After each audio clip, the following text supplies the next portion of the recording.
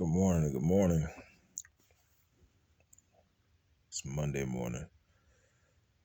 I usually get up by this time. I get about 2 anyway. Cause either I'm working on my ministry course, and I can finish it in another 2 weeks, but I think I might just go back over it so I'm able to take the exam, and I'll be ready for it. What I choose to do with it, that's up to me. My main focus is to make sure I'm there for my son. Um, Like I said, I make these videos so people know the real truth and the games that are being played around me to make me look like I'm something that I'm not. I don't do anything put my sons in harm's way. It's the ones around me who go above and beyond to try to make me out to look like something I'm not.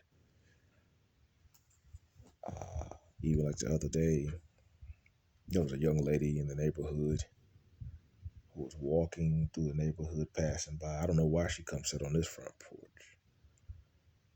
Then she went to the neighbor's front porch. Then she went across the street. My father called eventually my father called the police because he was concerned about,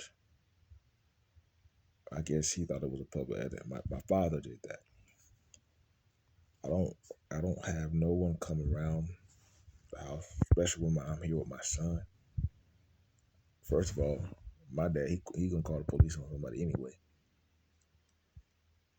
I don't I don't have everyone around my child.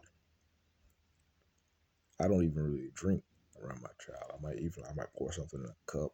But I don't, probably like a little small Bigelow Ultra or something like that. That's it in the can. I go outside and I smoke one black in my wood chips. I don't do anything around my son. I'm a helicopter parent. But it's like the ones that I stay with because they were not involved in their child's life. They go above and beyond to make me not look like I'm a bad parent to the eyesight of others. But they say they're somewhat helping me. I don't know what was going on the other day. While my son was here, the neighbor, she called me. She called my dad's phone for one and wanted me to come outside. Supposedly something was wrong with her, the transmission in her car over there. But while I was outside, I asked my son, was he okay? He was in the room playing his video game. But there's some strange stuff that's going around here, even with my uncle. I don't know. My uncle has a way, I don't know. He feels some type of way when he sees me with my son. I don't know what the issue is with that. But they allow all these weird people to come into the house. They try to read me like I'm a tarot card reader, something like that. They think like they know my lifestyle. They know me. I don't know these weird people. My uncle has some of these gay people hanging around. I don't know. I don't look, man. I don't even. The closer and closer I get to finishing this ministry course, it seems like the harder and harder the devil tries to fight me. I make these videos so you people can see the truth and you know what's really going on. I own my air conditioning heat business, so I don't have to go out there and do something every day. I ordered equipment last week for a package unit in Raleigh for a gentleman. That's work. That's the case. That's my certification. I'm able to do that, and there are a lot of people who don't like the fact that I'm able to do that, so they're trying to sabotage that. They keep talking about work, go working for another. No, I would never ever go work for another company. I don't have to go out there and chase every dollar. My expenses are very minimum. I'm not trying to have millions and millions and millions of dollars stacked up in the bank. That's a person who's not pleased. And it says the eyes of a man of the world, his eyes are never satisfied because he's chasing and chasing and chasing, trying to keep up and please other people. That's why a person has to work so hard. In the Bible, when it talks about a person who is rebellious against God, they're forced into hard labor.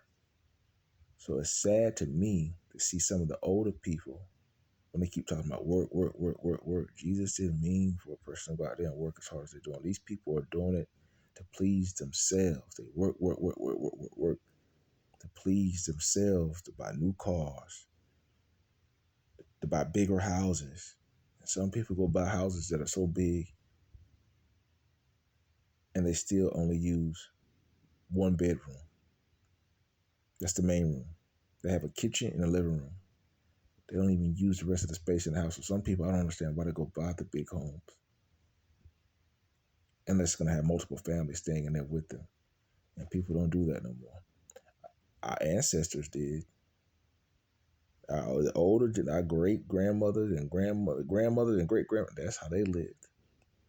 And it made the money go farther. That's why when other nationalities come over to the United States, they're able to stack their money and accumulate so much more properties because they live in one big house. Then they start branching out buying small properties. So each family have their own small properties. Like I said, I take my ministry course very seriously. And I'm finding more information when it comes down to, some of these books, you got to go to the Christian bookstore and actually get the the text on where the gospel originated at. When it talks about some of the foundation of the apostles and stuff like that and their roles, and they were encouraged. They were going around building the churches. And anyone that's involved in the ministry was not to get involved any form of politics or accept any type of role in the traditional town or take a title like the township. They were told to stay away from those. Keep Christian and politics separate.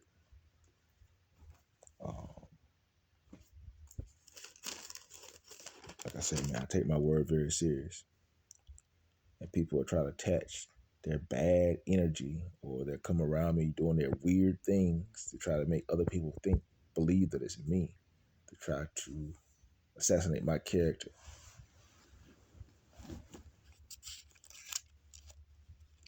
But I took care of the majority of the family for a very, very long time, helping them clean up their dirt.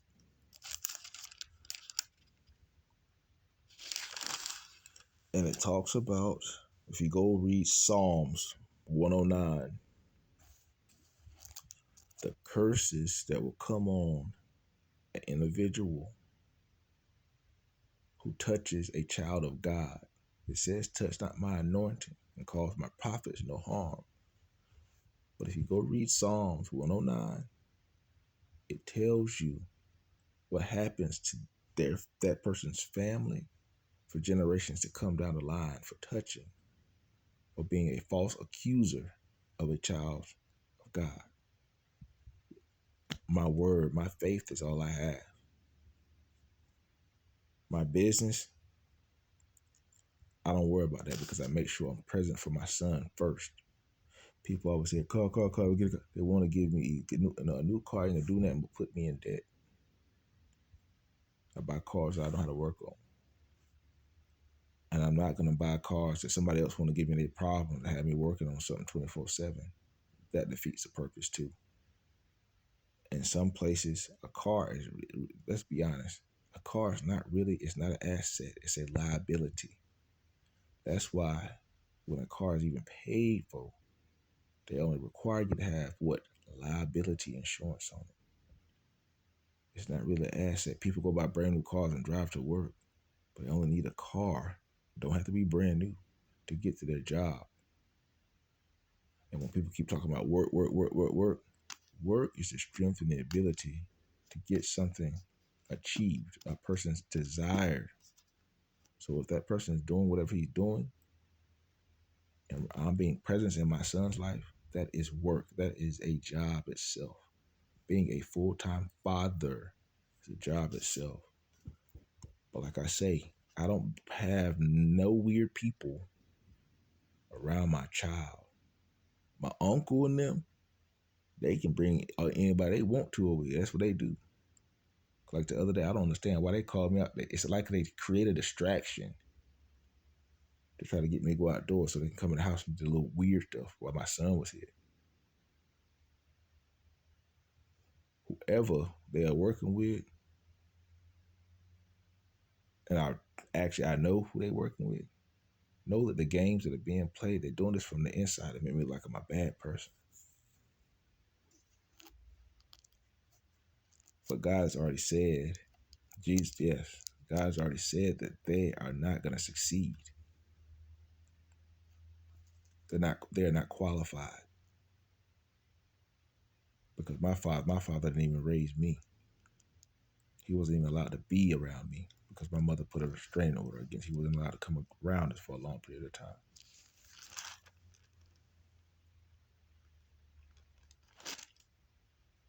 People don't like for me to speak the truth.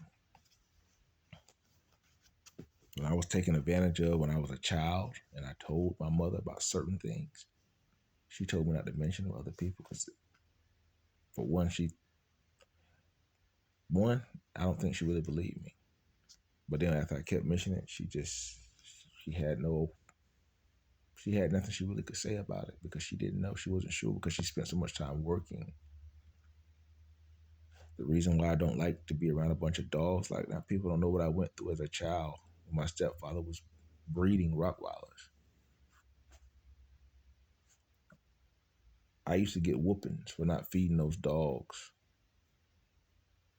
when he would get off work, and those dogs were not fed by a certain time.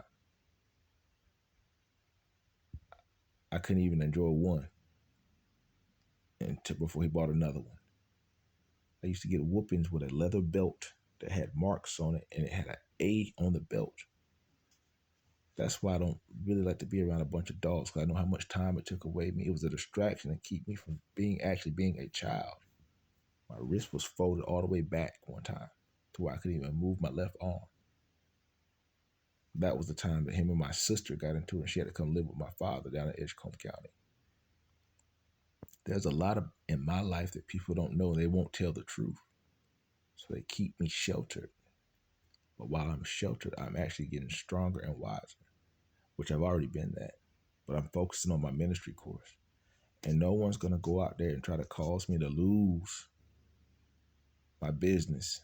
So I pick and choose which jobs I take on.